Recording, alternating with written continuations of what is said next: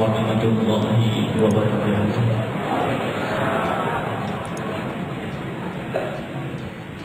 Alhamdulillahi rabbil alamin. Nahmaduhu wa nasta'inuhu wa nastaghfiruh. Wa na'udzu billahi min shururi anfusina wa min sayyiati a'malina. Man yahdihillahu fala mudilla lahu wa man yudlil fala hadiya lahu. وأشهد أن لا إله إلا الله وحده لا شريك له وأشهد أن سيدنا محمدا عبده ورسوله اللهم صل وسلم على الرسول الكريم المبعوث رحمة للعالمين حبيبنا وشافعنا ومولانا سيدنا محمد وعلى آله وأصحابه أجمعين. اللهم يا ربنا اللهم استر عيوبنا اللهم لا تدعنا في هذه الليلة المباركة ذنبا إلا غفرته ولا عيبا إلا سترته ولا مريضا إلا شفيته ولا جاهلا إلا علمته ولا فقيرا إلا أغنيته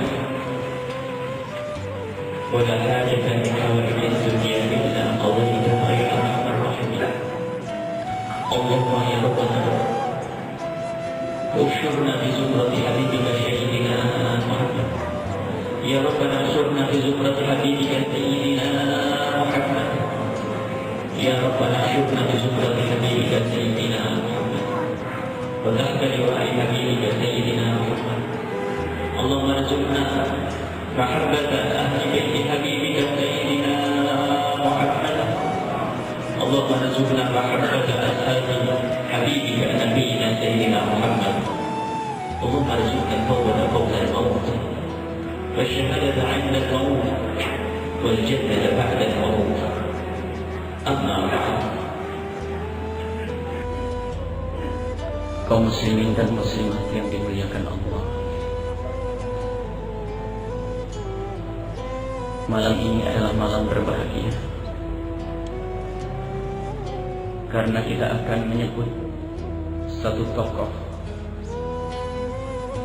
Kita akan mengenang satu tokoh yang sangat dicintai dan mencintai Rasulullah sallallahu alaihi wasallam. Kita malam ini akan bersama Imam Husain radhiyallahu anhu. Kita saat ini akan berjalan bersama Imam Husain radhiyallahu anhu. Kita saat ini akan tersenyum bersama Imam Husain radhiyallahu anhu. Kita malam ini akan menitikkan air mata bersama Imam Husain radhiyallahu anhu. Dan kita malam ini akan menyaksikan kesyahidan Imam Husain radhiyallahu anhu. Beliau adalah orang yang sangat dicintai Rasulullah. Sehingga begitu cintanya Rasulullah, beliau pernah berdoa, Allahumma inni uhibbu Husaina. Ya Allah, sungguh aku mencintai Husain, wa ahibba man ahabba Husaina. Maka cintailah ya Allah orang yang mencintai Husain. Suatu ketika Rasulullah memangku Sayyidina Hasan di paha kanan beliau dan Sayyidina Husain di paha kiri beliau, lalu beliau berkata, hadani ibnaya, ini adalah kedua anakku. Begitu cintanya kepada cucu beliau sehingga disebut sebagai anak. Man ahabbahuma faqad ahabbani, yang cinta kepada keduanya sungguh ia telah mencintaiku. Wa man abghadahuma faqad abghadani, dan siapa yang membenci kepada kedua cucuku maka dia telah membenciku. Husain minni wa ana min Husain. Husain adalah dariku dan aku dari Husain. Artinya tidak terpisahkan, mencintai Sayyidina Husain adalah mencintai Rasulullah sallallahu alaihi wasallam. Beliaulah yang disebut oleh Rasulullah sebagai Sayyidah Syababi Ahli Jannati. Imam Hasan dan Imam Husain yang akan kita ceritakan malam ini adalah penghulu pemuda ahli surga. Artinya sudah dijamin oleh Rasulullah bahwasanya Sayyidina Husain adalah ahli surga. Tidak ada yang membenci Sayyidina Husain kecuali ahli neraka. Yang membenci ahli surga adalah hanya ahli neraka. Dan Sayyidina Husain disebut oleh Rasulullah sebagai pemimpin ahli surga, putra ahli surga, anak daripada ahli surga Sayyidat Fatimah Zahra, putra ahli surga Imam Ali yang pernah diberi kabar gembira oleh Rasulullah minal ashrah al-mubasysyirin bil jannati, 10 orang yang mendapatkan kabar gembira dari surga, dan beliau adalah cucu Rasulullah sallallahu alaihi wasallam. Ya Imam Husain, engkau menyaksikan kami saat ini. Kami mengadakan acara semacam ini penuh harapan suatu ketika kami bisa duduk denganmu ya Imam Husain. Karena kami yakin tempat dudukmu adalah bersama Rasulullah sallallahu alaihi wasallam. Kesyahidan Imam Husain pernah disaksikan oleh Rasulullah. Pernah diketahui, kematian Imam Husain diketahui oleh Rasulullah. Imam Hakim dalam Mustadraknya, At-Tabrani dalam Al-Kabirnya, beliau menceritakan suatu ketika Rasulullah tidur di rumahnya Ummu Salamah. Di saat itu Rasulullah tertidur, bukan tidur. Tertidur lalu terbangun. Tertidur lalu terbangun. Tertidur lalu terbangun. Tiba-tiba Rasulullah menggenggam tanah merah. Lalu Rasulullah menciumi tanah tersebut. Kemudian Ummi Salamah bertanya, "Ma hadhihi ya Rasulullah?" Apa itu ya Rasulullah? Apa ini ya Rasulullah? Rasulullah menjawab dengan linangan air mata, "Inna hadza sayuqtalu bi ardi Iraq." Sambil memberikan isyarat kepada Sayyidina Husain, ini akan meninggal di bumi Irak. Wa hadhihi turbatuha, dan inilah debunya yang bercampur darah, telah aku saksikan. Rasulullah mengetahui kematian Sayyidina Husain, kesyahidan Sayyidina Husain, dan kita pun harus tahu. Rasulullah diberi kabar oleh Jibril akan kesyahidan Imam Husain, dan kita harus tahu.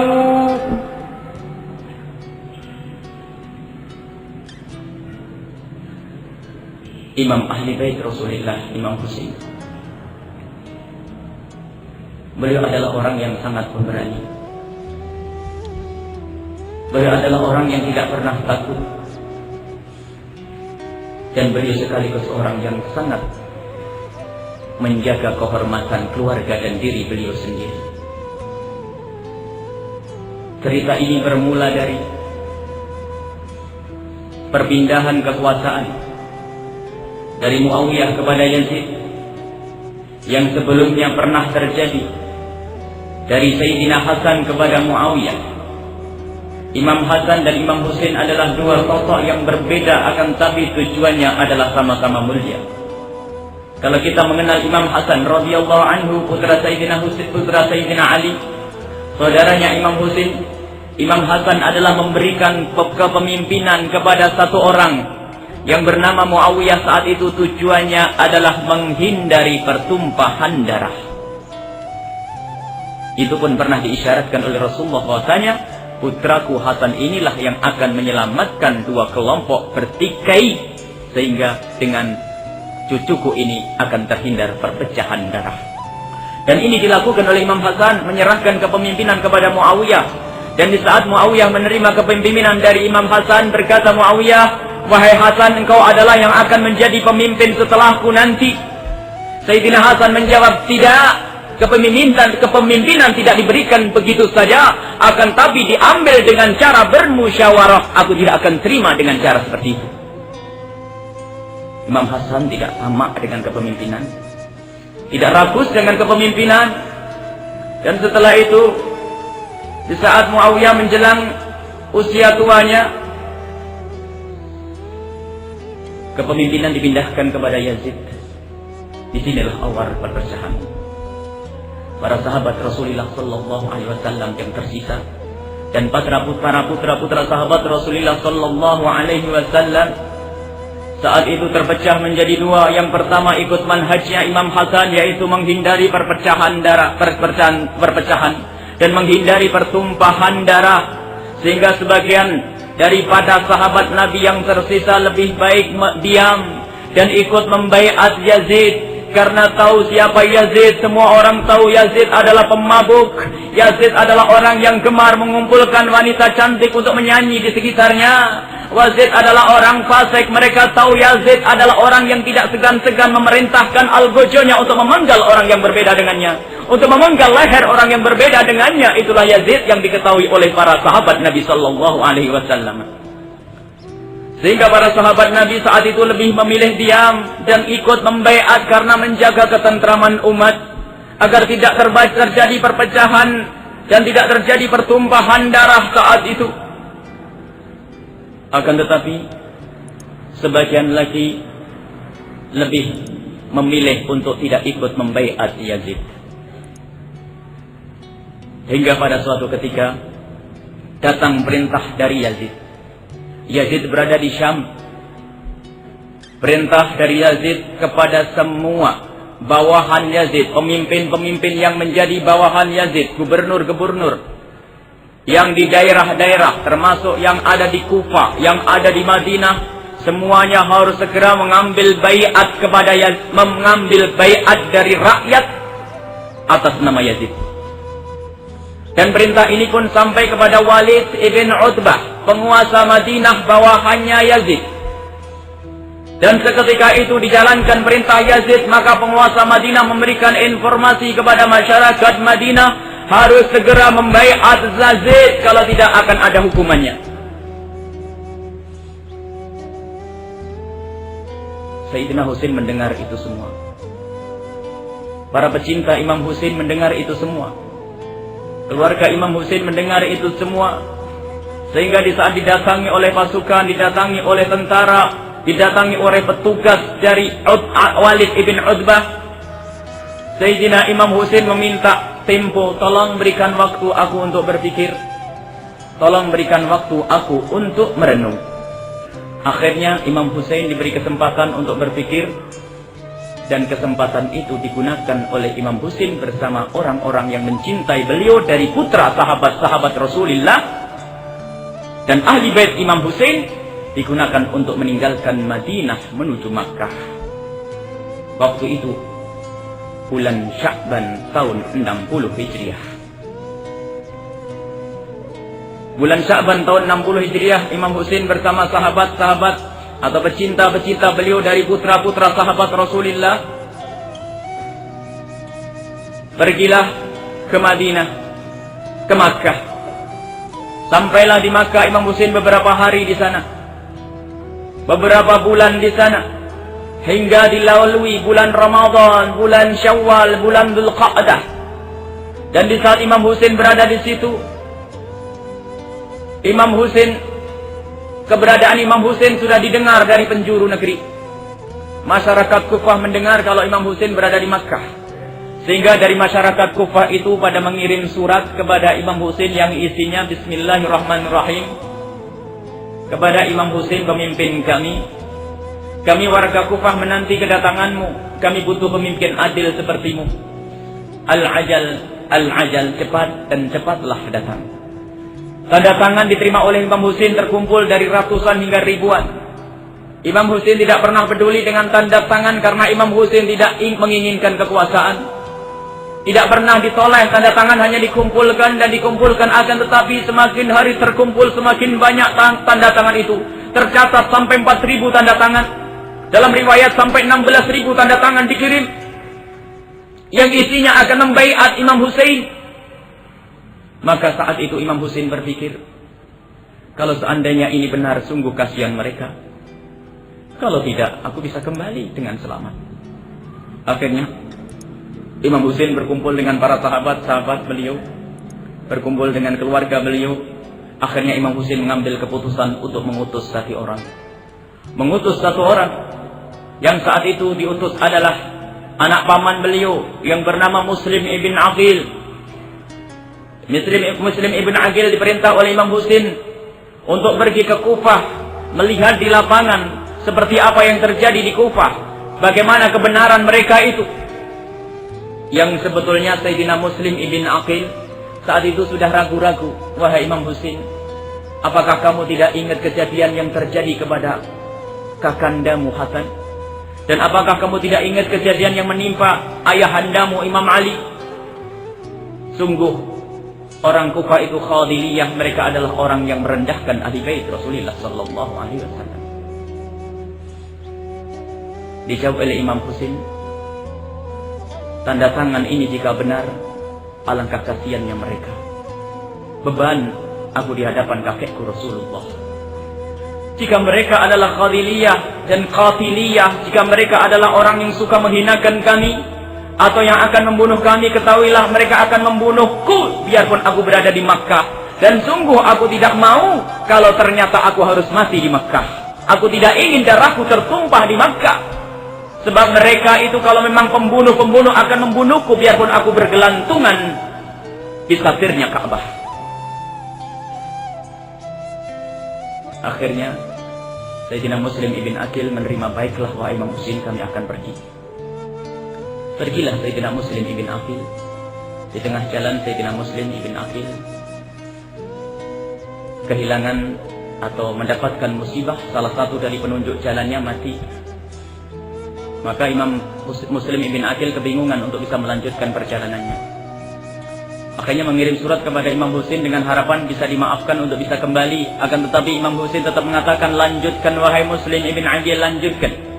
Dan berangkatlah melanjutkan Imam Muslim ibn Aqil. Setelah tersesat akhirnya bisa sampailah Sayyidina Muslim ibn Aqil di Kufah.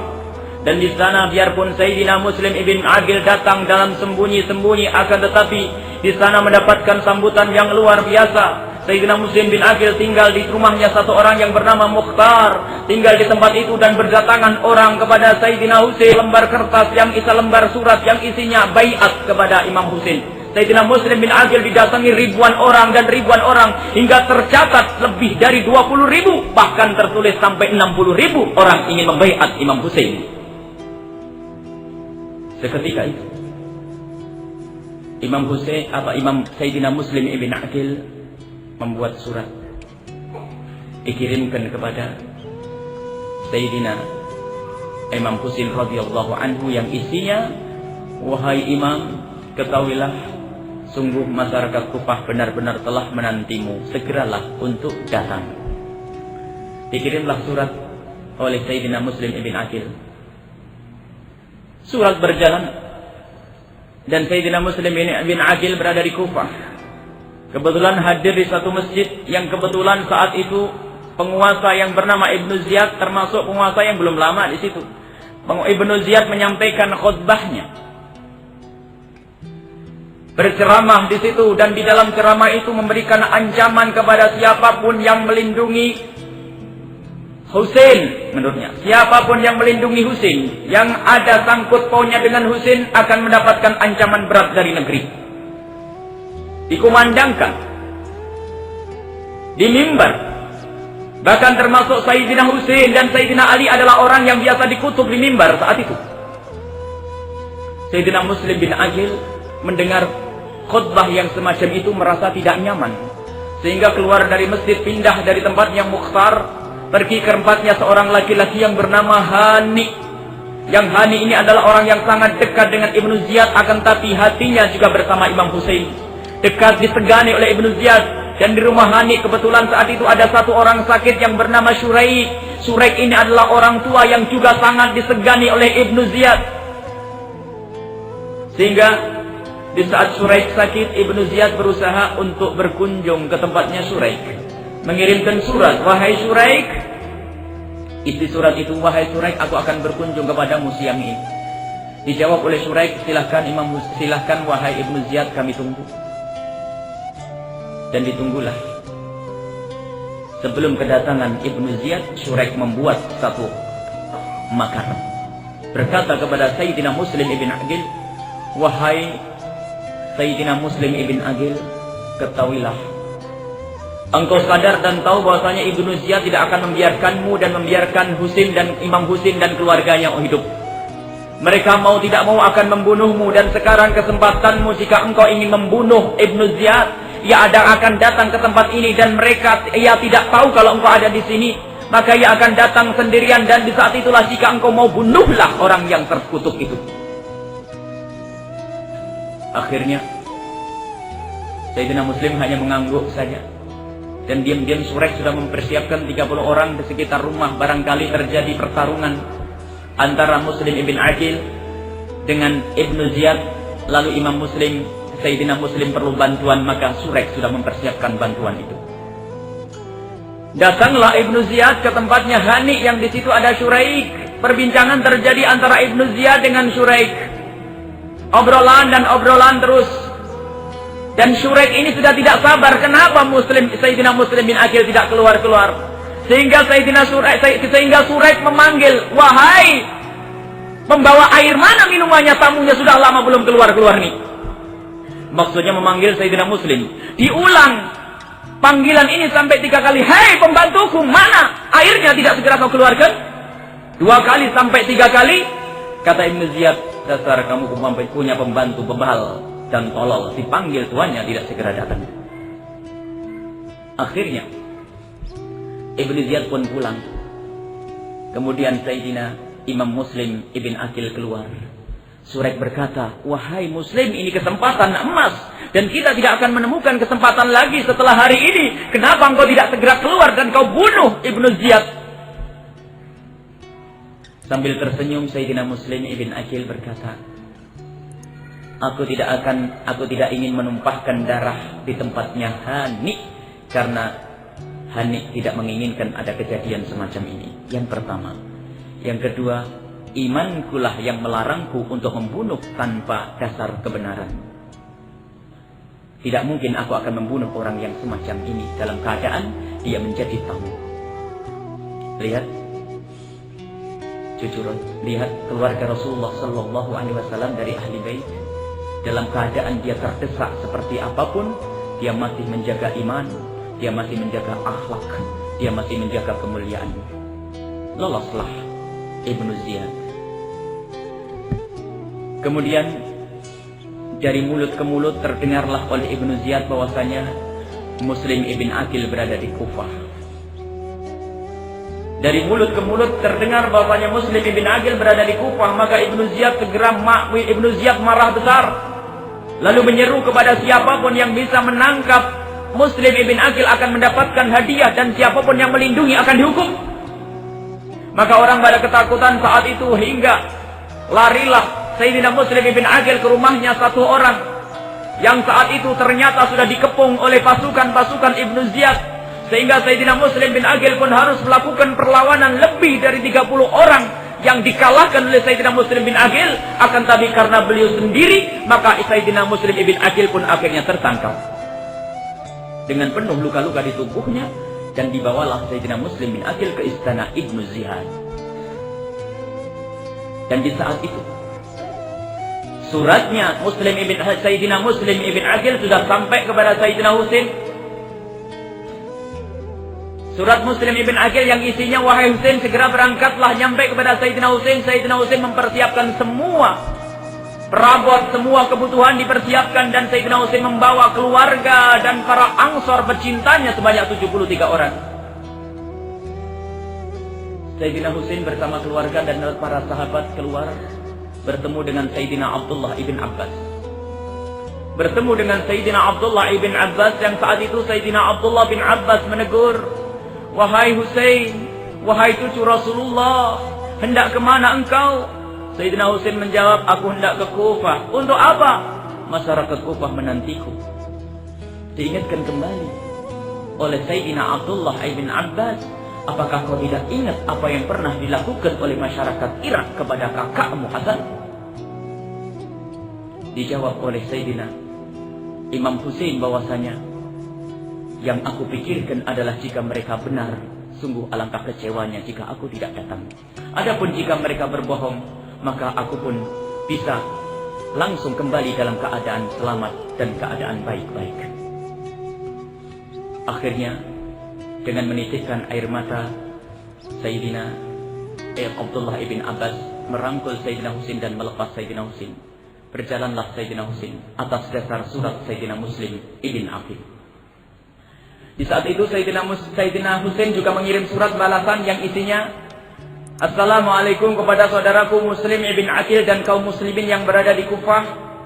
Alhamdulillah, Saat ini kami berada di perjalanan dan insya Allah kami akan segera ketemu dengan engkau semua.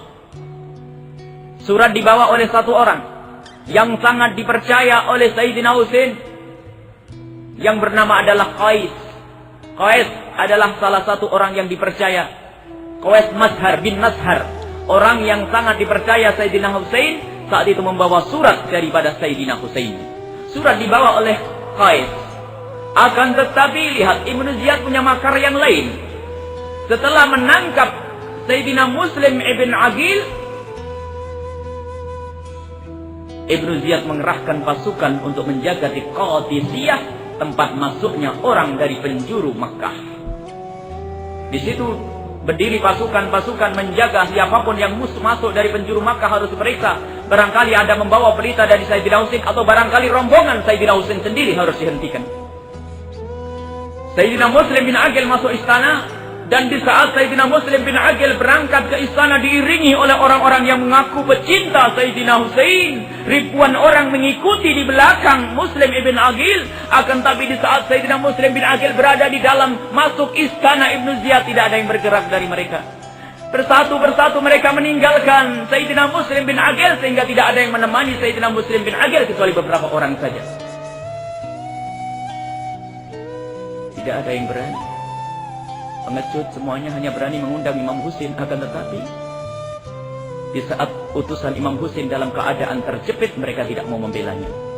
Masuklah Sayyidina Muslim bin Aqil ke tempat istananya Ibnu Ziyad, dan di situ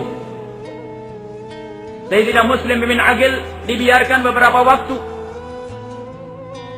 dan tiba-tiba ada datang orang. Yang orang ini tidak lain adalah Qais ibn Mazhar, yang ditangkap oleh pasukannya Ibnu Ziyad, ditangkap di Qadisiyah, dicurigai, lalu digeledah, diketemukan surat daripada Imam Husain. Maka bangga sekali orang yang bernama Al-Hur waktu itu mendapatkan surat ini. Aku akan mendapatkan hadiah daripada Ibnu Ziyad. Dibawalah utusan Imam Husain yang bernama Qais ke tempatnya Ibnu Ziyad dengan membawa surat ini. Surat diberikan kepada Ibnu Ziyad dan dibaca. Ibnu Ziyad mengatakan, jika ingin selamat wahai Qais ibn Mazhar, naik ke atas menara itu dan ceramahlah, berikan penerangan kepada orang semua itu bahwasanya Al-Kadzdzab ibn Kadzdzab adalah orang-orang terkutuk, dan kutuklah Al-Kadzdzab ibn Kadzdzab. Siapa Al-Kadzdzab ibn Kadzdzab di sini? Ibnu Ziyad menyebut Sayyidina Husain ibn Ali adalah Al-Kadzdzab ibn Kadzdzab, pendusta, anaknya pendusta. Lihat jahatnya mulut Ibnu Ziyad. Kutuklah wahai Qais ibn Mazhar, jika engkau ingin selamat, engkau kutuk Husain yang pendusta, anaknya Ali sang pendusta. Naiklah Qais ke atas mimbar istana raja, istana Ibnu Ziyad. Di saat itu Sayyidina Qais mengucapkan salam dan mengucapkan hamdalah, membaca salawat kepada Rasulullah, lalu berkata, wahai kaum muslimin, ketahuilah, aku adalah utusan sebaik-baik makhluk Allah yang ada di bumi saat ini. Aku adalah utusan Imam Husain radhiyallahu anhu untuk engkau semua. Dan ketahuilah bahwa Imam Husain akan segera datang. Bergabunglah dengan Imam Husain karena beliau adalah imam yang adil. Dan ketahuilah Ibnu Ziyad adalah orang terkutuk. Dia adalah orang yang paling celaka. Dia adalah sang pendusta. Dia adalah orang jahat. Seketika itu Ibnu Ziyad tidak sabar dari bawah, lalu menyuruh Al-Gojo, jangan boleh lanjutkan mulutnya itu, bunuh dia. Seketika Al-Gojo naik memenggal lehernya Qais ibn Mazhar, dan saat itu pun dilempar ke bawah biar manusia-manusia tahu bahasanya pedangnya Ibnu Ziyad adalah tajam. Jahatnya manusia.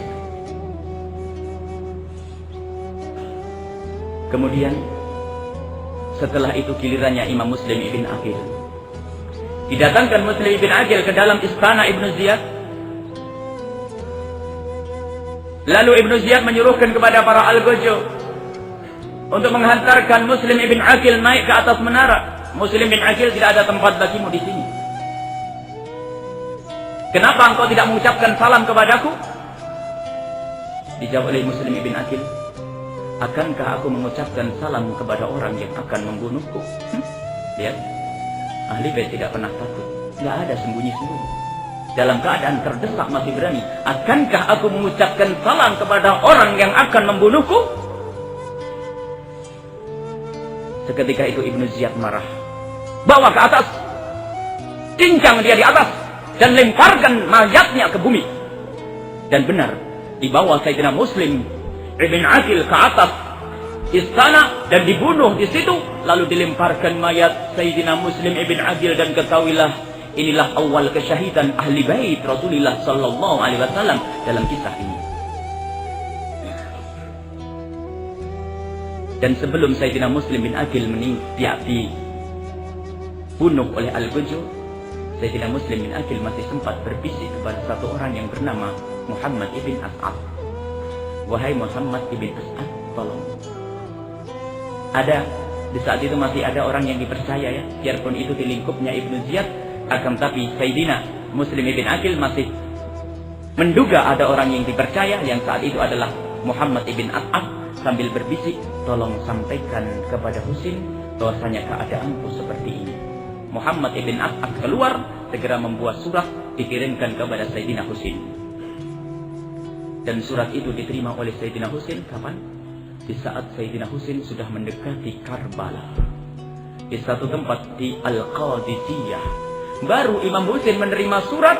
Imam Husain memegang surat itu dengan mata yang berlinang. Saat itu tiba-tiba melihat beberapa orang di hadapannya, yang ternyata mereka itu adalah pasukan berkuda yang dipimpin oleh Al-Hur bersama Al-Husain.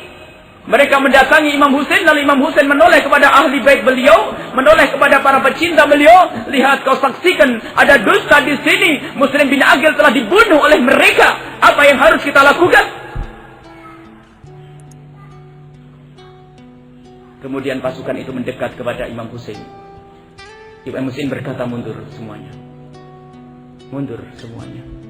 Imam Husain maju dengan sendirian lalu berkata, siapa yang memimpin ini semua?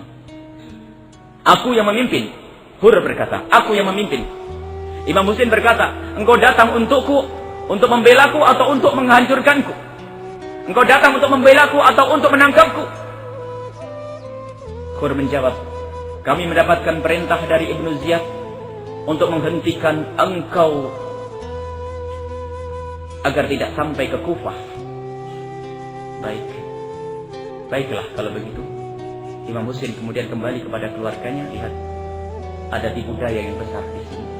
Khadalatna syi'atuna, telah menipuku orang yang mengaku cinta kepadaku.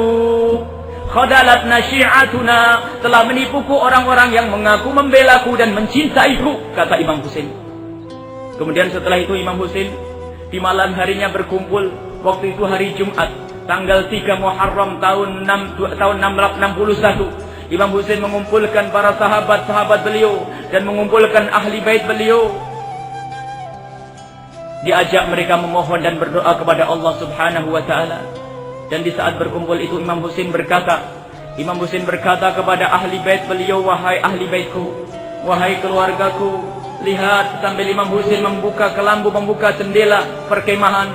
Lihat, malam gelap gulita, malam gelap gulita. Dan ketahuilah musuh menantimu di Kufah. Dan ketahuilah aku tidak ingin engkau semua menjadi seperti Muslim bin Aqil, yang sesungguhnya mereka tidak menginginkan Muslim bin Aqil, dan juga mereka tidak menginginkan engkau semua wahai ahli baitku. Mereka menginginkan aku, maka aku beri kesempatan jika engkau ingin pulang, pulanglah, karena mereka tidak mencarimu. Para ahli bait Sayyidina Husain menjerit dengan suara lantang berkata, wahai Imam Husain, aku tidak akan pulang dalam keadaan selamat sementara engkau dalam bahaya. Tidak, wahai Imam Husain, aku tidak akan membiarkan ada pedang mendekatimu. Aku tidak akan membiarkan ada orang menyakitimu sementara masih ada darah mengalir di tubuhku, wahai Imam Husain. Sayyidina Husain saat itu terharu melihat wajah-wajah pemuda-pemuda yang sangat mencintai beliau. Terharu menitikkan air mata penuh kebahagiaan karena beliau melihat ahli surga di hadapannya. Kemudian Imam Husain beralih kepada pecinta-pecinta beliau, para putra-putra sahabat Rasulullah, dan Sayyidina Husain berkata, wahai ansarku, wahai pembelaku dan wahai pecintaku, ketahuilah, engkau mendengar berita Muslim ibn Aqil. Dan mereka sebetulnya tidak mencari Muslim bin Aqil, akan tapi mereka mencariku. Engkau telah mengetahui dustanya orang Kufah. Engkau telah mengetahui dustanya orang yang mengaku mencintaiku. Lihat, sambil Imam Muslim membuka jendela perkemahan, malam gelap gulita, engkau bisa meninggalkan tempat ini satu persatu, dan engkau meninggalkan aku. Biar aku hadapi mereka. Aku tidak ingin melibatkan kamu semua karena mereka tidak butuh dengan kamu semua. Apa kata para Ansar, para pembela Rasulullah, pembela Sayyidina Husain ini tiba-tiba mengangkat suara, wahai Imam Husain, tidak. Wahai Imam Husain, tidak. Aku tidak akan pulang dalam keadaan selamat sementara engkau akan mengalami satu hal yang berat. Aku tidak akan membiarkan pedang mendekati lehermu. Aku tidak akan membiarkan musuh mendekatmu selagi masih ada darah mengalir di tubuhku, wahai Imam Husain. Tambah ternyuh Imam Husain saat itu. Imam Husain tambah ternyuh, menitikkan air mata semakin deras. Allahumma syahid, ya Allah, saksikanlah. Ini adalah pecinta-pecinta cucu kekasihmu Rasulullah sallallahu alaihi wasallam. Kemudian pasukan datang bertambah.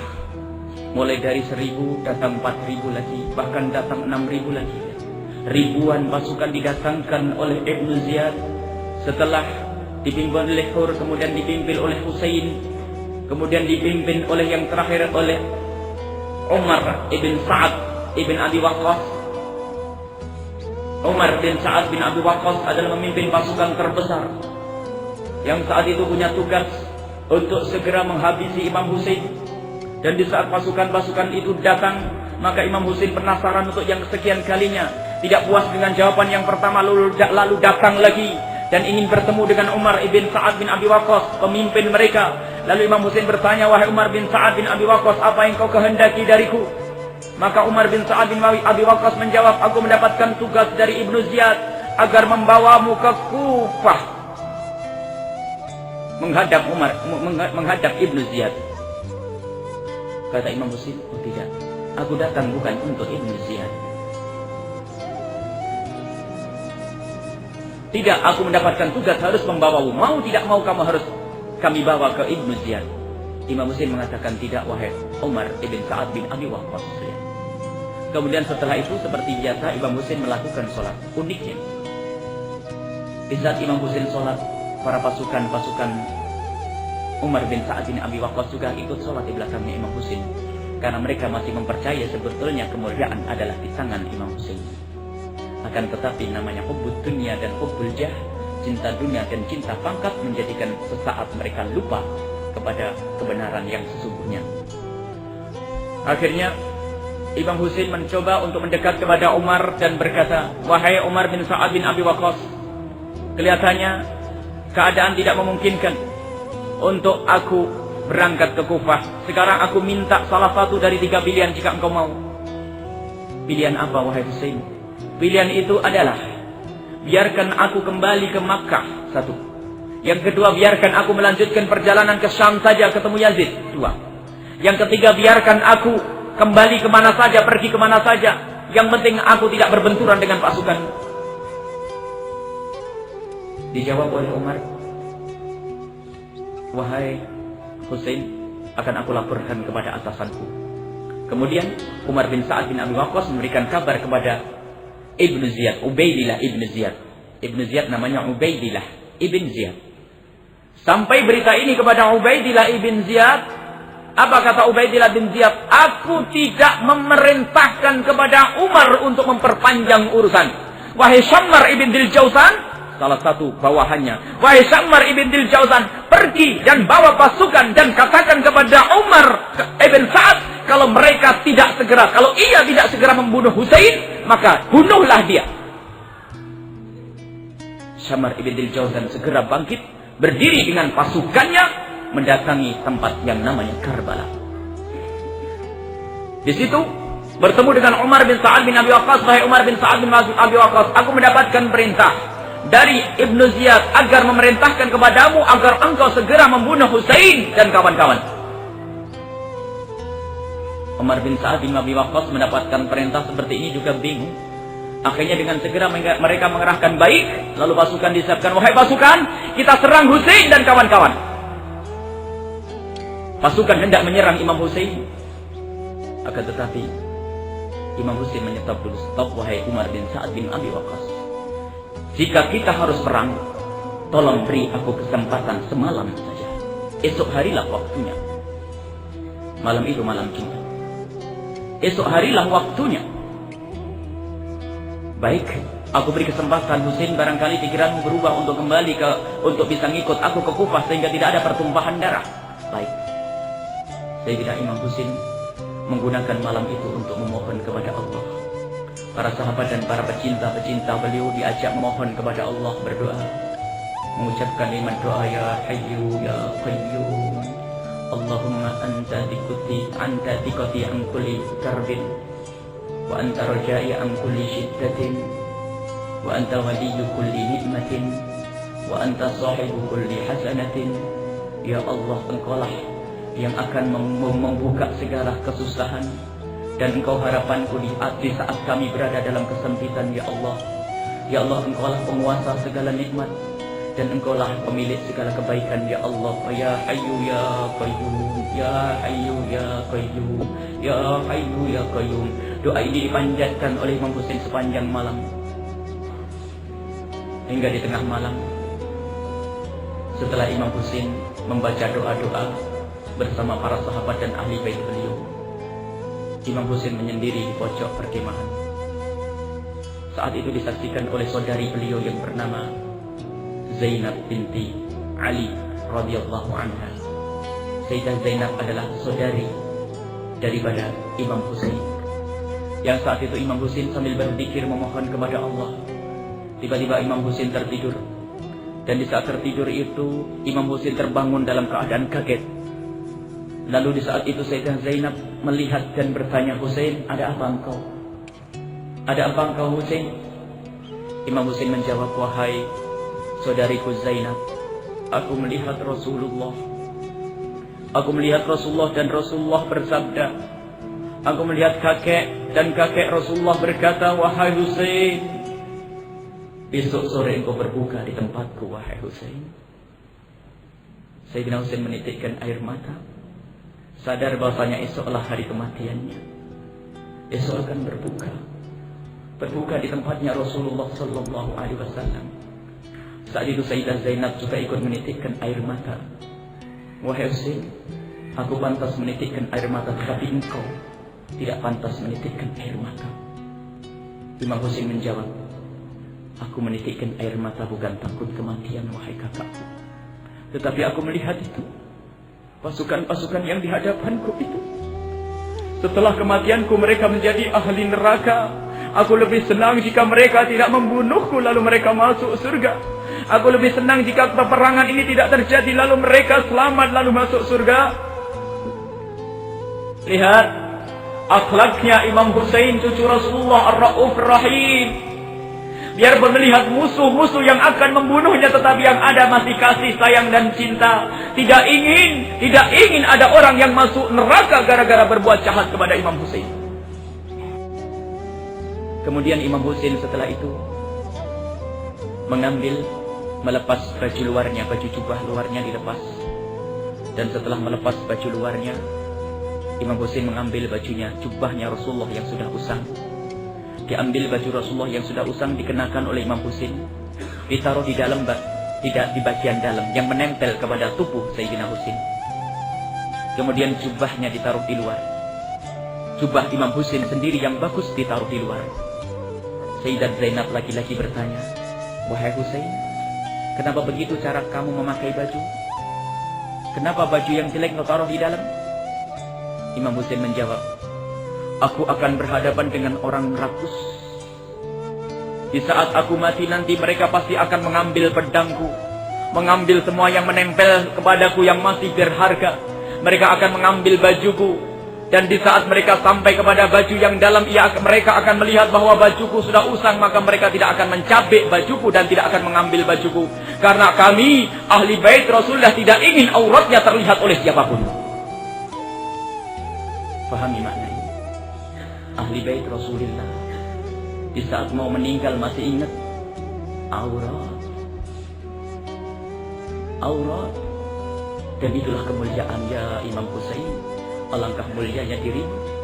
Di saat menjelang ajal, menjelang kesahitanmu, engkau masih ingat akan aurat. Siapa yang mendidikmu, wahai Imam Husain?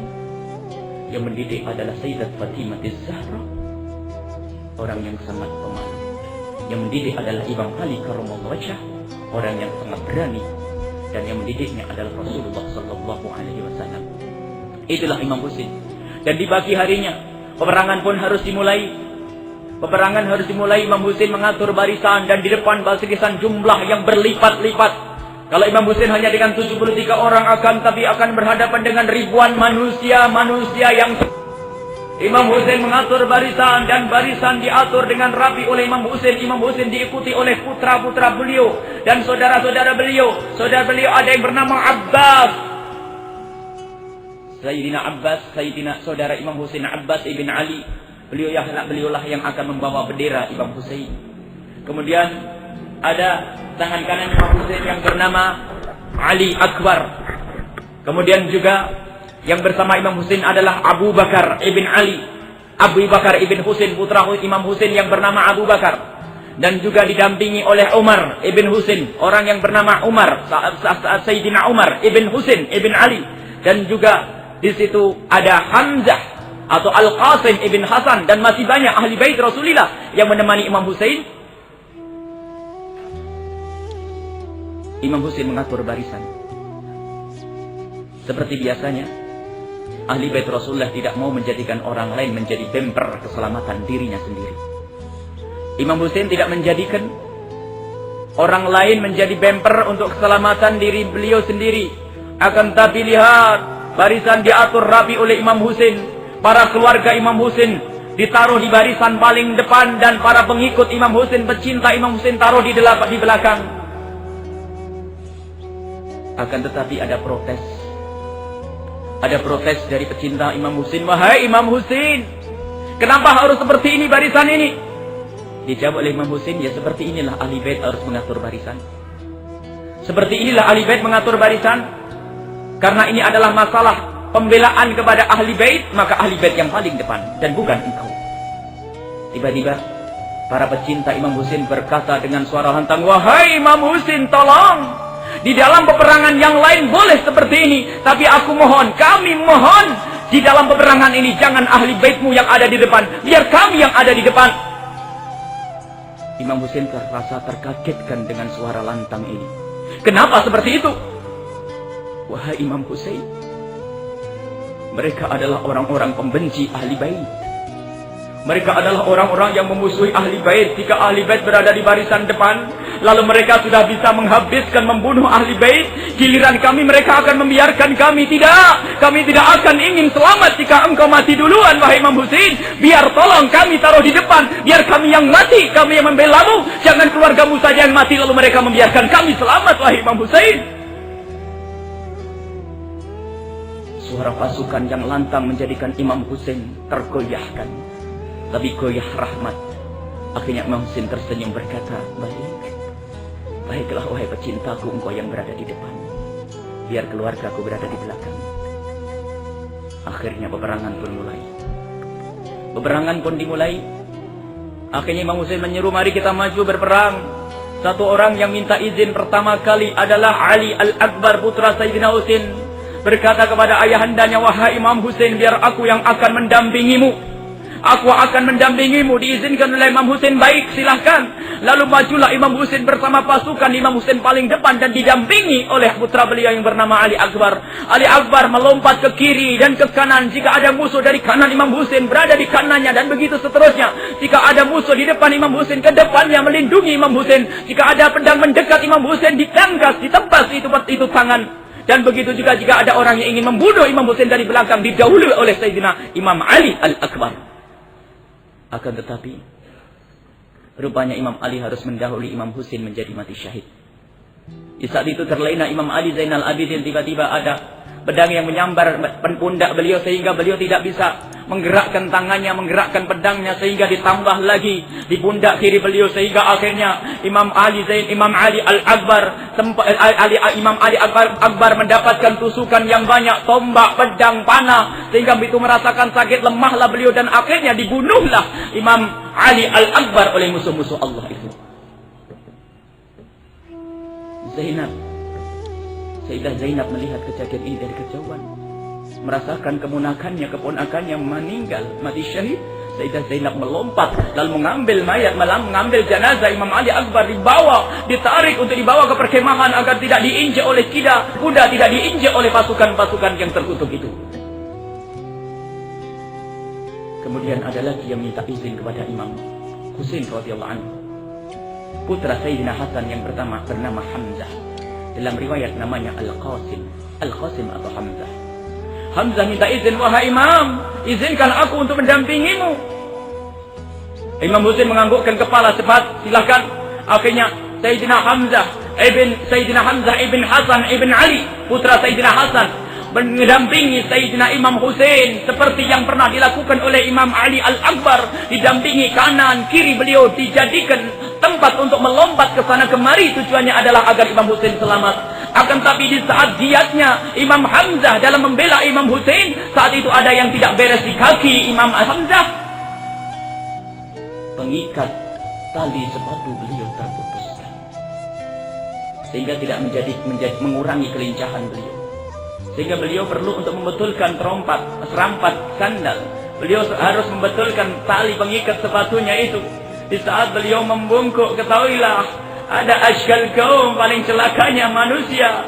Saat itu tiba-tiba menebaskan pedang dengan kerasnya di kepala Sayyidina Hamzah dengan kuat, dan saat itu Sayyidina Hamzah hanya bisa menyebut Allah wa ya amma, Allah dan paman, tolong.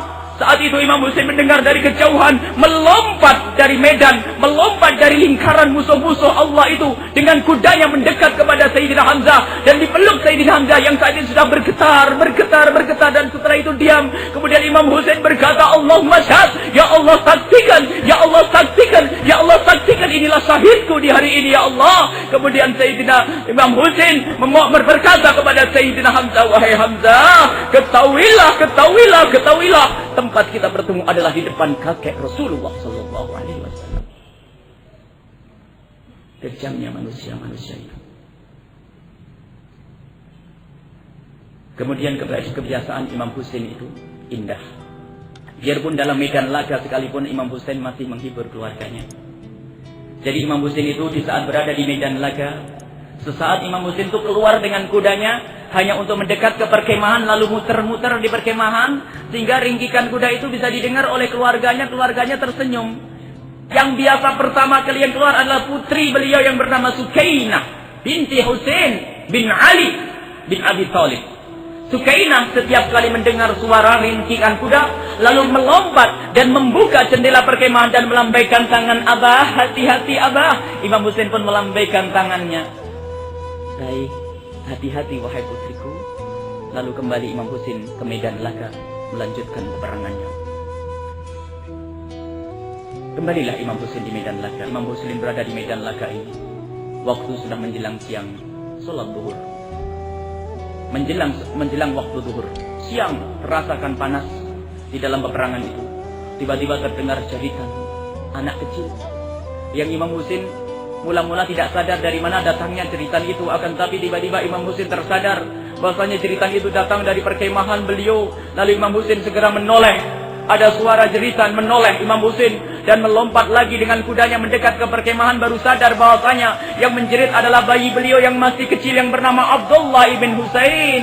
Baik Sayyidina Husain masuk ke perkemahan, ada apa dengan putraku? Para keluarga yang ada di rumah menjawab, wahai Imam, kami tidak menemukan air. Kami tidak menemukan air untuk memberikan minum kepada Abdullah.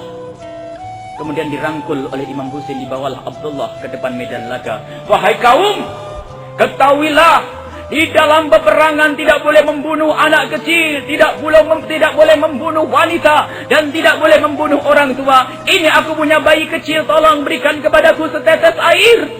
Demi Allah, anakku ini kehausan.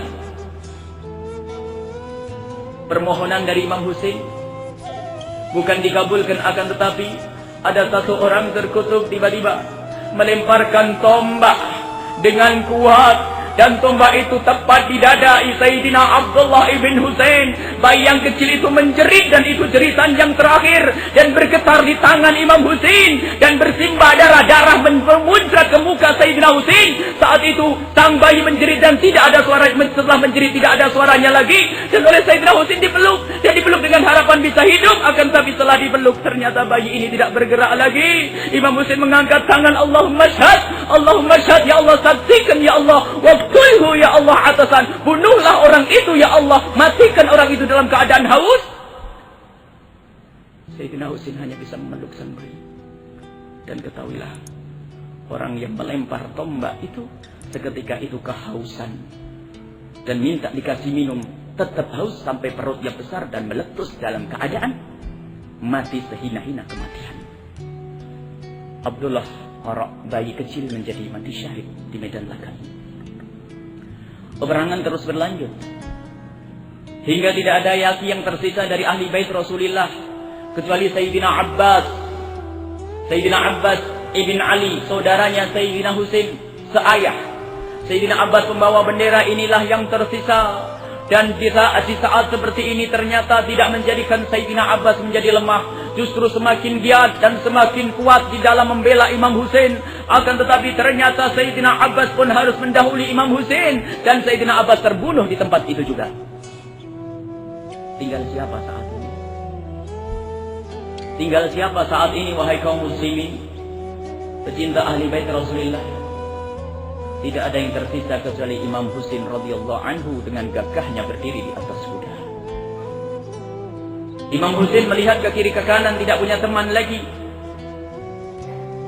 Imam Husain berdiri di atas kudanya dengan gagahnya, pedangnya di tangan kanannya, melompat dengan kudanya ke kiri ke kanan, dan sungguh ditakuti oleh musuh-musuh Allah itu. Akan tetapi ternyata sang terkutuk Syammar ibn Jausan tidak diam. Kenapa tidak segera kau bunuh tinggal satu orang? Lakukan, bunuh Husain segera, agar kita bisa mengirim kepalanya kepada Ibnu Ziyad. Pasukan yang mendapatkan perintah dari Syammar ibn Jausan segera mendekat. Akan tapi biarpun mendekat, mereka tahu itu adalah cucu Rasulullah. Sisi lain mereka memang sudah tidak punya pendirian, tapi sisi lain mereka pun tidak berani membunuh, tidak berani melukai. Akan tapi yang dipukul hanyalah kuda. Imam Husain melihat kenapa yang dipukul harus kuda. Kuda tidak bersalah. Kenapa yang dipukul harus kuda? Maka Imam Husain melompat dan dipukullah kuda. Wahai kuda, tinggalkan aku. Aku tidak ingin kau dizalimi karena mereka tidak mencarimu. Melompatlah sang kuda dan berdirilah Imam Husain berdiri di atas kakinya dengan gagahnya. Lagi-lagi musuh-musuh Allah ini masih belum berani membunuh Imam Husain. Mereka semua berharap bahwasanya jika yang membunuh adalah kawannya dan bukan dirinya sendiri. Mereka berharap bahwasanya yang menghunuskan pedang untuk Imam Husain adalah bukan dirinya. Mereka menanti biar orang lain yang melakukan, biar orang lain yang melakukan, sehingga pemandangan itu cukup lama. Syammar ibn Jausan tidak sabar karena kedengkian dan kebenciannya sama dengan Ibnu Ziyad di dalam hatinya, ingin segera membunuhnya. Berteriak untuk yang kesekian kalinya, terkutuk engkau semua, kenapa tidak kau lakukan bunuh? Akhirnya orang-orang itu hanya berani memukul kaki Imam Husain. Dipukul kakinya dan dipukul kakinya sehingga kaki Imam Husain yang sudah penuh dengan luka itu tidak bisa digunakan untuk berjalan. Maka Imam Husain pun harus berjalan dengan lututnya. Akan tetapi pun demikian Imam Husain masih tampak tegar, berjalan di atas lututnya, dan pedang masih berkelebat di tangan beliau, menghindari musuh, menghindari pedang musuh. Akan tadi musuh-musuh Allah pun masih tetap berusaha.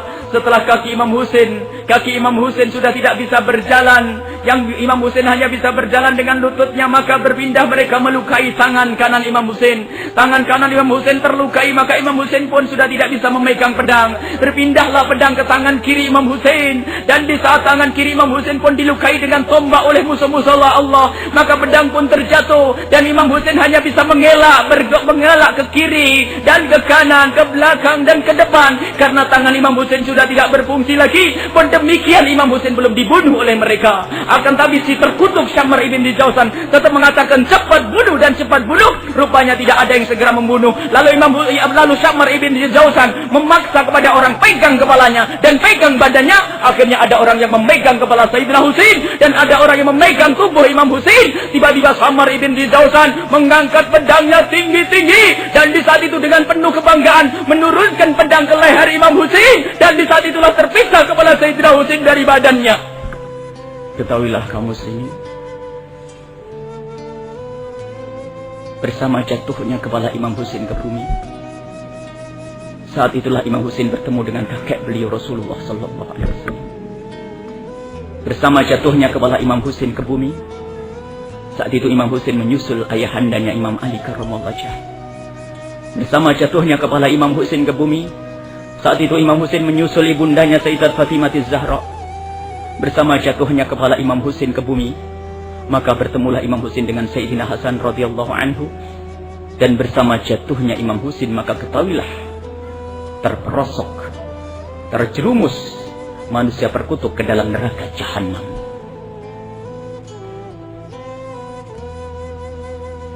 Imam Husain mati dalam keadaan mati syahid. Kita masih ada beberapa orang di perkemahan. Kita ingat Sayyidah Zainab ada di situ. Kita ingat ada satu keluarga Rasulullah, keluarga Imam Husain yang bernama Ali Zainal Abidin Al-Asghar, Ali Asghar Imam Ali Zainal Abidin, yang saat Imam Husain berada di medan laga, ia ingin berusaha untuk keluar, akan tapi ditahan oleh bibinya. Waktu itu sakit kebetulan Imam Ali Zainal Abidin, dan sakitnya ternyata membawa rahmat. Karena sakit tidak ikut perang maka selamat. Dan dari Imam Ali Zainal Abidin itulah keturunan Al-Husainin, para habaib, para sadah, para keturunan Rasulullah yang kembali kepada Imam Husain. Imam Ali Zainal Abidin orang yang sangat hebat. Umurnya saat itu masih 17-18 tahun. Di saat sakit berusaha membela orang tua beliau yang bernama Imam Husain. Berusaha memaksa mengambil pedang dengan tombak, mengambil pedang dengan tongkat, sempoyongan ingin membela Sayyidina Husain. Akan tapi saat itu sudah dilarang oleh bibi beliau yang bernama Zainab, karena pesan Sayyidina Husain agar jangan sampai Ali Zainal Abidin ikut perang, takut nanti mati dan terputus nasabnya. Padahal lihat Imam Ali Zainal Abidin di saat hendak berperang, berjalan pun tidak mampu. Itu masih memaksa untuk keluar. Berjalan dengan tongkatnya, kaki ditarik, pedang di tangan kanannya pun bergemetar. Gemetaran itu akan membela ayahandanya. Dan sungguh luar biasa kecintaan putra beliau, putra Imam Husain yang bernama Ali Zainal Abidin, sang pemberani. Sakitnya Imam Ali Zainal Abidin adalah rahmat bagi ahli bait Rasulullah. Kemudian di situ juga ada Sukainah, ada Fatimah. Fatimah ini adik saudari daripada Sukainah, putri Sayyidina Husain. Dan musuh-musuh Allah itu rupanya tidak diam. Mereka tidak cukup hanya membunuh Imam Husain, mereka juga ingin segera menghabisi keluarganya. Akan tetapi lihatlah, di saat mereka berhasil membunuh Imam Husain, mereka tidak puas.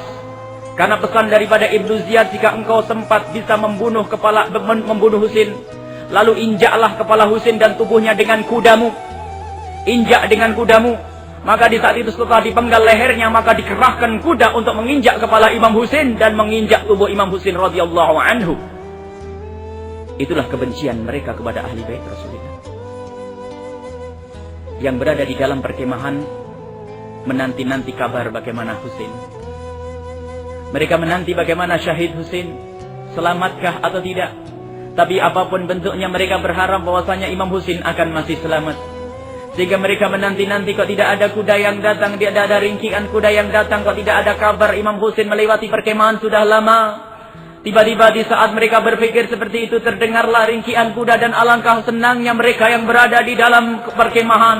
bergegas yang bernama Sukainah melompat dengan kegembiraan kebanggaan karena di saat ada ringkian kuda pasti ayahandanya datang, melompat lalu membuka perkemahan. Dan saat itu Sayyidah Sukainah menyambut ayahandanya dan berkata, "Ayah." Dan di saat menyebut kalimat ayah, ternyata Sayyidah Sukainah amat kaget dan gemeteran dirinya karena di atas kuda sudah tidak ada pengendaranya. Sayyidah Sukainah terbawa untuk mendekat ke kuda. Dilihat, diperhatikan di kuda tidak ada ayahandanya. Mulai terasa bahwasanya Sayyidina Husain tidak ada. Mulai menangis Sayyidah Sukainah, lalu menengah lagi ke medan laga, ditoleh ke kiri, ke kanan, ke depan, ke belakang, tidak dikebukan. Sayyidina Husain berdiri. Di mana ayah? Di mana ayah? Di mana ayah? Akhirnya setelah Sayyidah Sukainah tidak menemukan Sayyidina Husain berdiri, mencoba memandang, mengalihkan pandangannya ke bumi. Dan di saat bersama kali mata Sayyidah Sukainah ke bumi, ternyata yang dilihat adalah kepala Sayyidina Husain di bawah. Tidak bisa membawa diri Sayyidah Sukainah. Sayyidah Sukainah menjerit, "Wa ya Husainah, wa ya abata, wa ya Husainah, wa ya Husainah, wahai ayah, jangan tinggalkan aku." Saat itu pun Sayyidah Sukainah terjatuh pingsan. Terdengar suara jeritan Sayyidah Sukainah dari belakang perkemahan.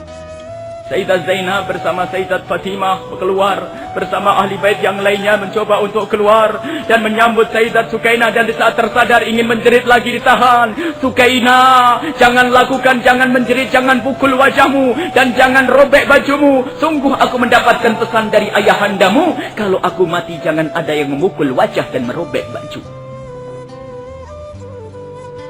Akhirnya Sayyidah Sukainah dibawa oleh Sayyidah Zainab ke perkemahan. Dan sungguh musuh-musuh Allah yang terkutuk itu tidak puas dengan kematian Sayyidina Husain, ingin menyerbu ke perkemahan. Sayyidah Zainab, saudari Sayyidina Husain, adalah wanita yang pemberani. Di saat melihat musuh-musuh Allah ini ingin memasuki perkemahan, berdiri di depan perkemahan. "Wahai kaum, jangan lakukan, jangan masuki perkemahan ini." Ternyata dilarang seperti itu, mereka masih mendekat.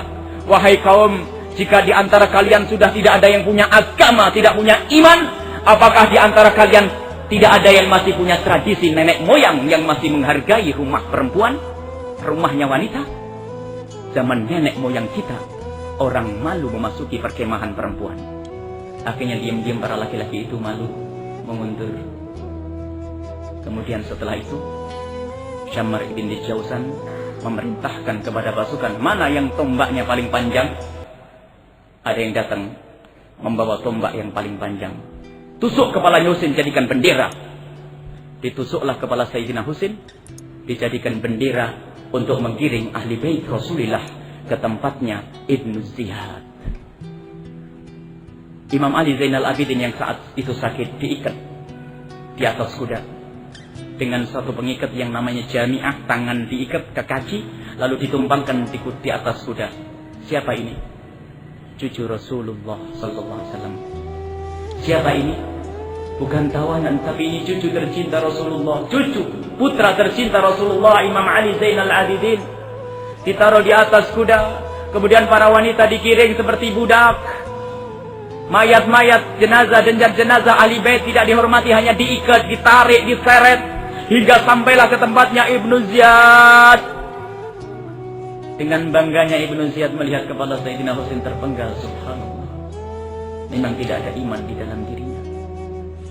Dan yang bernama Syammar ibn Jauzan dengan penuh kebanggaan, "Sungguh aku telah membunuh paling bagusnya orang, dan aku telah membunuh orang yang mempunyai bapak terbagus, ibu terbagus, dan kakek terbagus." Lihat, mengakui kemuliaan Sayyidina Husain, akan tapi ternyata Syammar ibn Jauzan masih bangga di saat bisa membunuh Sayyidina Husain.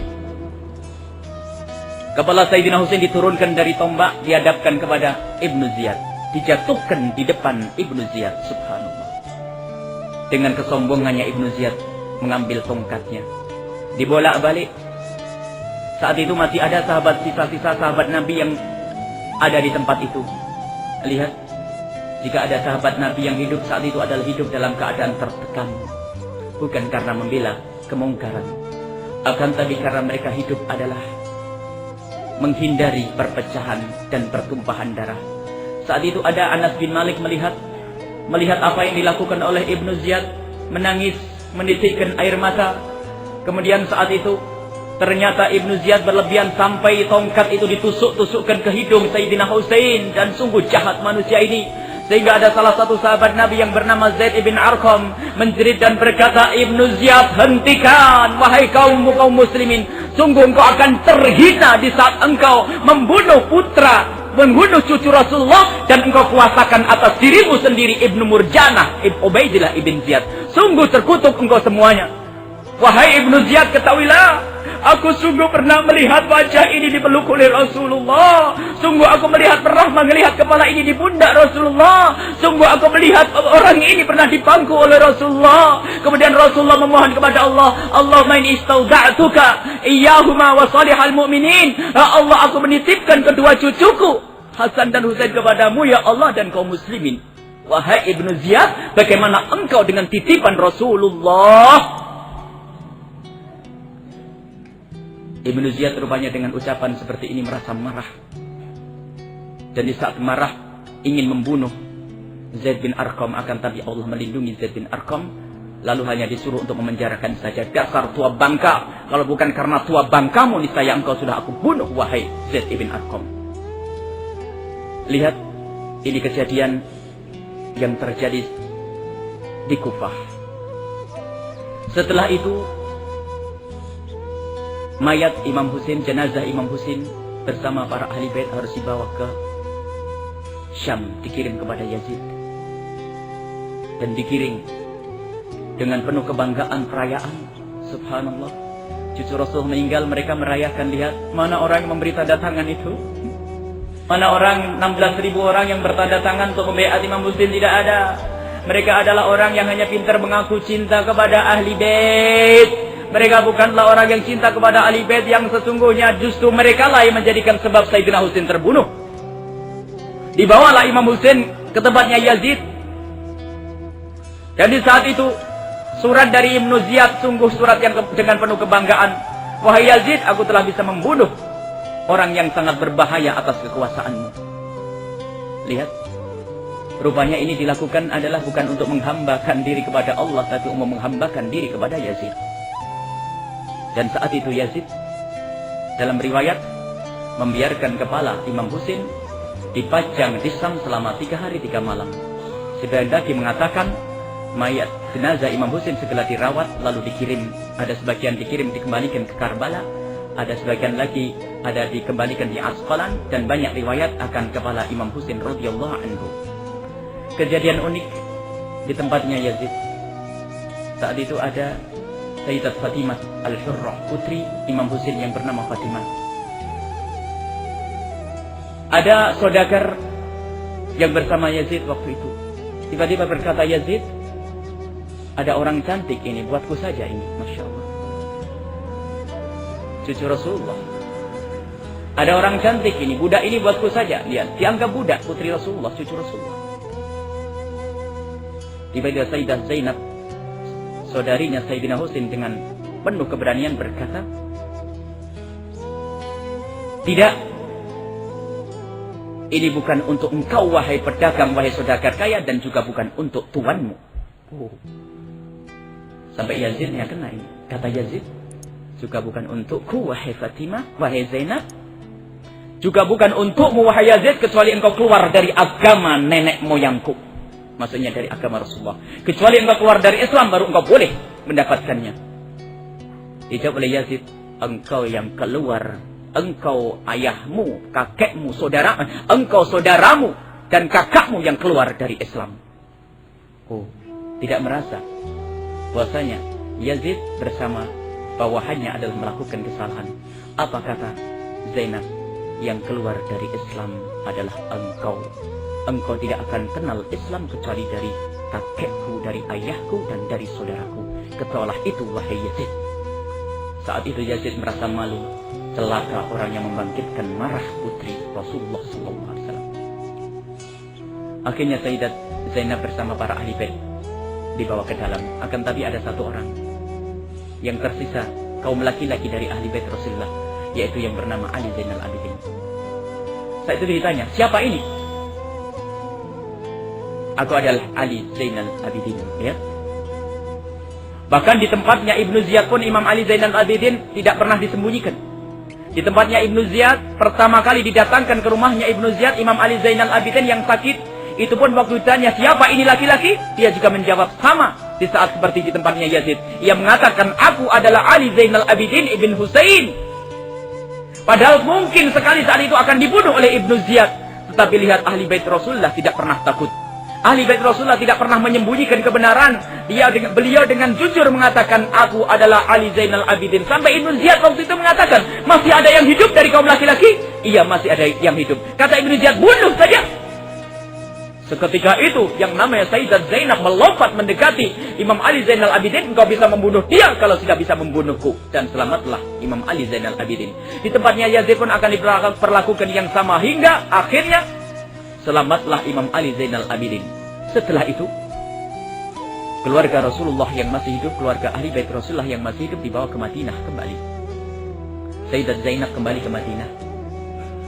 Setelah Sayyidat Zainab kembali ke Madinah, rupanya Walid ibn Utbah, masih ingat Walid ibn Utbah, penguasa Madinah saat itu merasa risih dengan keberadaan Zainab di situ. Lalu mengirim surat kepada Yazid, wahai penguasa, wahai pemimpinku Yazid, rupanya Madinah tidak cukup jika aku harus hidup dengan Zainab. Artinya, jika di Madinah itu ada aku dengan Zainab, rupanya Madinah ini terasa sempit. Tolong keluarkan Zainab dari Madinah. Lihat, Sayyidat Zainab, cucu siapa ini? Cucu Rasulullah. Akan dikeluarkan kemana? Dikeluarkan dari rumah Rasulullah. Lihat manusia-manusia yang sudah tertutup hatinya dengan kecintaan kepada dunia. Dan akhirnya Sayyidat Zainab pun harus pergi. Lalu Sayyidina Abdullah bin Abbas mengusulkan, wahai Zainab, jika engkau ingin pergi, pergilah ke Mesir. Di sana masih banyak orang-orang yang mencintai ahli bait Rasulullah. Sehingga benar, Sayyidat Zainab pun pergi ke Mesir. Dan sungguh di sana dihormati, mendapatkan, dilayani oleh orang-orang Mesir yang mencintai ahli bait Rasulullah. Diberi satu rumah hingga Sayyidat Zainab meninggal. Masya Allah. Ini adalah perjalanan cerita ahli bait Rasulullah Sallallahu Alaihi Wasallam. Ternyata ada yang lebih penting dari ini semua. Siapa pelaku yang membunuh Imam Husain? Pemerintah yang ada saat itu adalah pemerintah ahli sunnah wal jamaah. Tapi jangan dikatakan yang membunuh adalah ulama ahli sunnah wal jamaah. Pemerintah lain pelaku. Pemerintah saat itu adalah pemerintah yang mengatasnamakan ahli sunnah wal jamaah, akan tapi lihat tidak pernah kenal Rasulullah. Bukanlah mereka adalah ahli sunnah yang sesungguhnya, akan tapi penguasa yang meminjam tangan ahli sunnah wal jamaah. Ini yang harus dipahami. Jangan seperti yang pernah kita dengar ahli sunnah jamaah wal jamaah yang membantai Imam Husain. Bukan. Yang membela Imam Husain adalah siapa? Di samping ahli bait adalah putra-putra dari sahabat-sahabat Rasulullah Sallallahu Alaihi Wasallam. Dan justru yang membiarkan, yang di lapangan yang membunuh Imam Husain ini adalah orang-orang yang katanya mencintai Imam Husain dan mengundang Imam Husain. Yang bertanda tangan itulah juga yang membunuh Imam Husain. Jadi bukan ahli sunnah wal jamaah, akan tapi memang pemerintahan saat itu adalah pemerintahan yang mengatasnamakan ahli sunnah wal jamaah. Akan terlihat pemerintahan saat itu pemerintahan yang buruk dan kotor. Setiap mimbar digunakan untuk mengutuk Sayyidina Ali, digunakan untuk mengutuk keluarga Rasulullah Sallallahu Alaihi Wasallam. Akan tapi di dalam akidah ahli sunnah wal jamaah tidak ada. Bukan semua kitab yang ada di dalam ahli sunnah wal jamaah tidak memperkenankan mengutuk siapapun, apalagi mengutuk ahli bait Rasulullah. Jadi itu adalah dusta yang dinisbatkan kepada ahli sunnah wal jamaah. Adapun para sahabat Nabi dengan sahabat Nabi dengan ahli bait luar biasa. Sayyidina Abu Bakar As-Siddiq, bagaimana beliau dengan Imam Husain, sampai Sayyidina Abu Bakar selalu berkata, urkubu Muhammadan bi ahli baiti. Kalau ingin berbakti kepada Muhammad, berbuat baik kepada Muhammad, perhatikan keluarganya. Ahli bait Rasulullah, Imam Husain, Imam Hasan, Imam Ali, Sayyidat Fatimah. Bahkan Sayyidina Abi Bakar As-Siddiq pun pernah berkata, walladzi nafsi biyadihi, demi Allah, lakaratbatu Muhammadin ahabbu ilayya an asila min qarabati. Sungguh keluarganya Nabi Muhammad itu lebih aku senangi untuk aku sambung daripada keluargaku sendiri. Dan Sayyidina Abu Hurairah radhiyallahu anhu pernah suatu ketika bersama Imam Husain. Di saat Imam Husain menggiring jenazah. Setelah itu Imam Husain istirahat karena kecapean. Tiba-tiba Abu Hurairah mengambil sandal Imam Husain dan diusap, dielap. Imam Husain mengatakan, jangan lakukan itu wahai Abu Hurairah.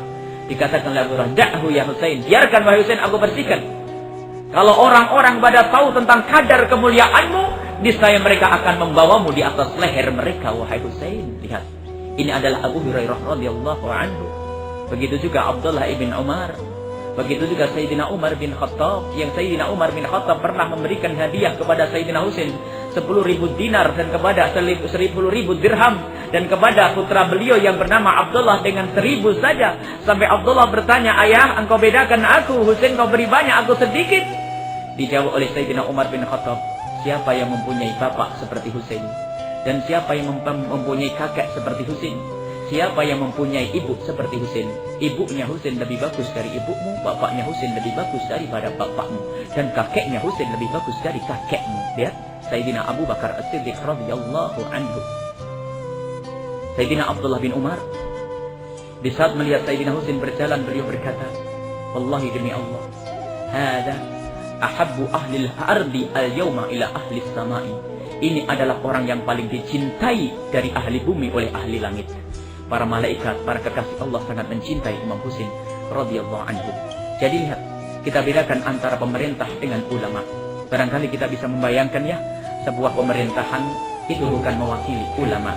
Apakah di setiap negeri misalnya, di saat syariat Islam tidak diterapkan misalnya, lalu kita mengatakan dasar ulamanya dungu, goblok, tolol semua? Kan tidak mungkin. Tidak, pemerintah lain, ulama adalah lain. Maka menyikapi kasus Padang Karbala ini adalah harus kita kembalikan kepada keinsafan sejarah. Jangan sampai di sini jangan sampai ada sejarah yang dimanipulasi, sehingga tujuannya adalah untuk menjadikan ahli sunnah wal jamaah adalah kambing hitam daripada pembunuhan Imam Husain. Yang membunuh Imam Husain adalah bukan ahli sunnah wal jamaah, memang di bawah pemerintahan yang mengatasnamakan ahli sunnah wal jamaah. Sehingga semoga dari pertemuan ini akan terjalin dua hal. Kecintaan kita kepada ahli bait Rasulullah sallallahu alaihi wasallam. Satu. Yang kedua, kecintaan kepada sahabat Rasulullah sallallahu alaihi wasallam. Kita teringat sabda Nabi sallallahu alaihi wasallam, "Likulli syai'in asas, wa asasul Islam hubbu ashabi wa hubbu ahli baiti." Setiap segala sesuatu ada pokoknya, dan asas Islam itu adalah cinta sahabatku dan cinta ahli baitku. Ini yang harus kita pahami.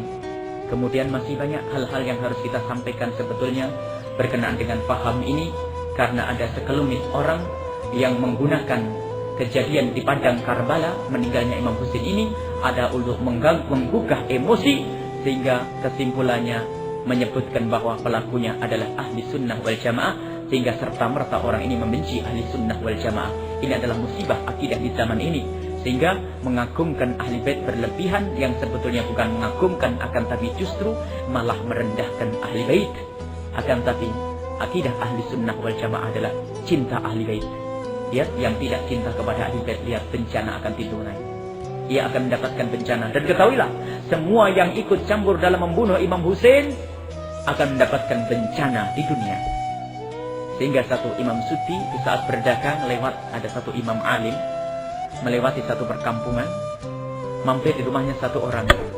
Kemudian Imam Suti ini berkata, subhanallah, orang yang pernah ikut campur dalam pembunuhan Husain semua mati dalam keadaan sejelek-jelek kematian. Kata orang ini apa?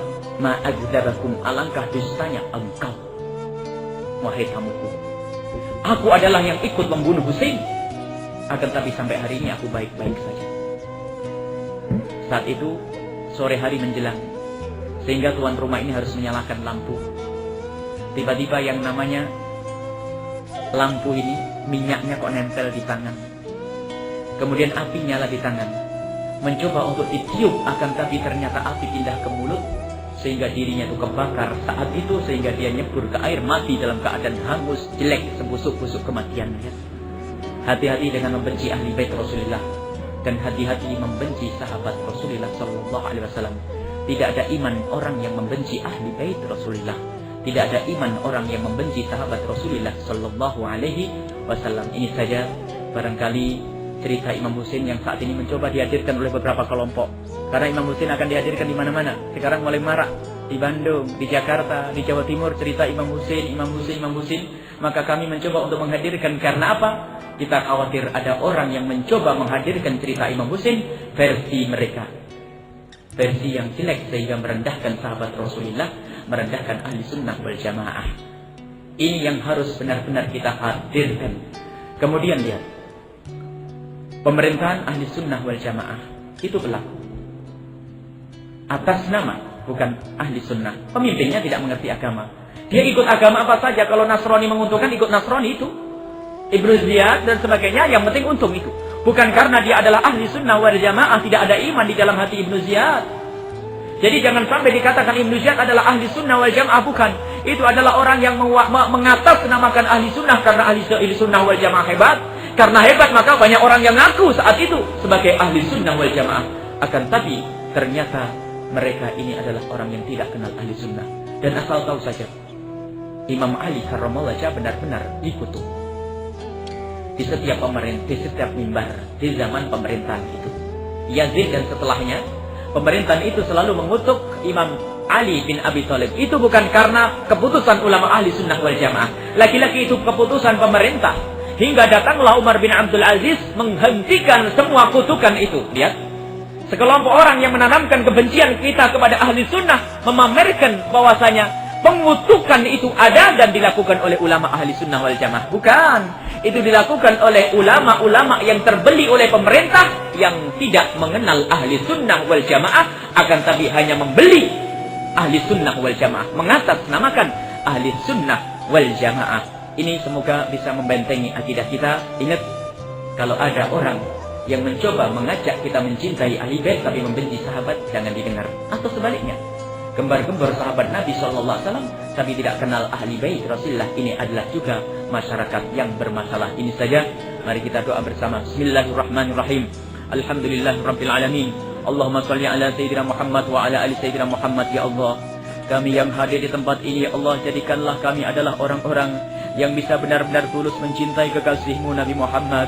Jadi benar-benar tulus mencintai sahabat-sahabat kekasih-Mu Nabi Muhammad, yang benar-benar tulus mencintai keluarga ahli kekasih-Mu Nabi Muhammad.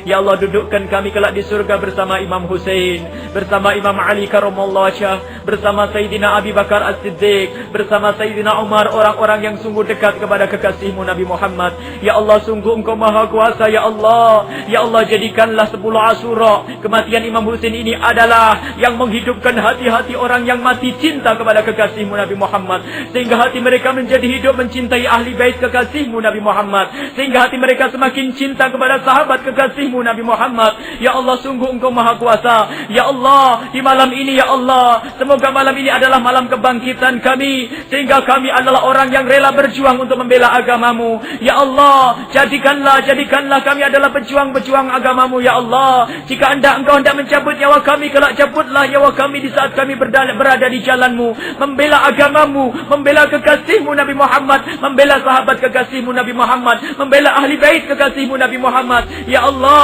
di sana, ya Allah, Engkau lebih tahu. Kaum muslimin di Palestina, ya Allah, kaum muslimin di Palestina, ya Allah, kaum muslimin di Palestina, ya Allah. Dalam beberapa hari ini, ribuan dari mereka menyusul para syuhada Imam Husain, menyusul para syuhada dari kekasih-kekasih-Mu, ya Allah. Jadikanlah mereka yang sudah meninggal, ya Allah, menjadi orang syahid, mati syahid. Muliakan mereka, ya Allah, dan hancurkan mereka yang menghancurkan, ya Allah. Hancurkan mereka yang memusuhi warga Palestina, ya Allah. Hancurkan secepatnya, ya Allah, dan bangkitkan semangat di kaum muslimin semuanya, ya Allah, untuk membela kebenaran, mengembalikan Palestina, ya Allah. Sungguh Engkau Maha Kuasa, ya Allah. Kami yang di sini, ya Allah, tidak mampu berbuat apa-apa, ya Allah. Berikan kepada kami suatu saat kesempatan untuk membela mereka, ya Allah. Ya Allah, ya Allah, ya Allah, kami yang hadir di tempat ini, kami adalah orang yang lemah, berikan kekuatan, lemah hati, lemah iman, ya Allah. Maka kuatkan iman kami, kami. Ya Allah, saat ini banyak godaan akidah yang menjerumuskan ya Allah, akidah yang menyesatkan ya Allah. Kami takut kelak di saat Kau cabut nyawa kami tidak bisa bertemu dengan para kekasih-kekasih-Mu ya Allah.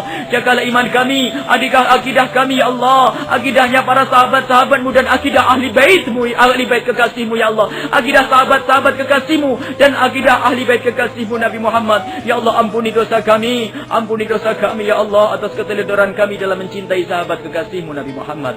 Ampuni keteledoran kami dalam mencintai ahli bait kekasih-Mu Nabi Muhammad ya Allah. Ampuni kami semua ya Allah dosa kami. Jangan sisakan sedikit pun dari dosa-dosa ini ya Allah. Kami takut ya Allah, kelak di saat menghadap-Mu sementara kami masih punya dosa ya Allah. Ampuni, jangan sisakan sedikit pun ya Allah. Ya Allah, seperti Engkau telah mengumpulkan kami di tempat ini, maka kumpulkan kelak kami di surga bersama Sayyidu Syababi Ahli Jannati Imam Husain. Jadikanlah kami bisa berkumpul dengan Imam Husain. Jadikanlah kami bisa berkumpul dengan Imam Husain. Jadikanlah kami bisa berkumpul dengan Imam Husain dan kakek beliau kekasih-Mu Nabi Muhammad. Ya Allah, seperti Engkau telah mempertemukan kami saat ini ya Allah, pertemukan hati kami. Jangan ada perpecahan di antara kami, jangan ada permusuhan di antara kami ya Allah. Wujudkan keindahan di rumah kami, di rumah tangga kami, harmonis di rumah tangga kami sebagai muqaddimah keindahan kelak di surga bersama kekasih-Mu Nabi Muhammad, bersama Imam Husain dan para syuhada was salihin. Ya Allah, wujudkan keindahan di antara kami, di masyarakat kami, sehingga tidak ada saling dengki, saling bermusuhan ya Allah. Kami rindu itu semua dan hanya kepadamu lah kami mengadu ya Allah.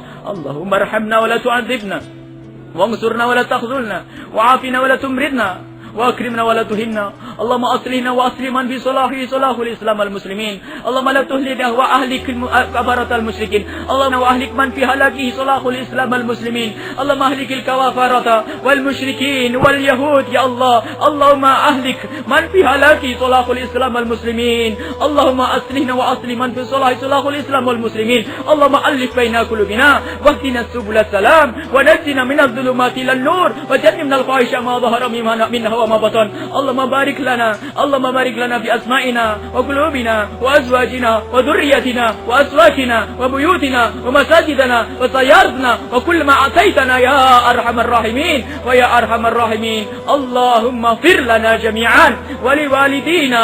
اللهم ارزقنا محبة حبيبك سيدنا محمد. اللهم ارزقنا محبة أهل بيت حبيبك سيدنا محمد. اللهم ارزقنا محبة أصحاب رسولك حبيبك سيدنا محمد. اللهم ارزقنا بالخاتمة الحسنى. اللهم أمتنا بالشهادة يا رب، وارزقنا الجنة بعد الموت والشهادة عند الموت. اللهم ربنا آتنا في الدنيا حسنة وفي الآخرة حسنة وقنا عذاب النار. وصلى الله على سيدنا محمد وعلى آله وصحبه وسلم، والحمد لله رب العالمين. الفاتحة.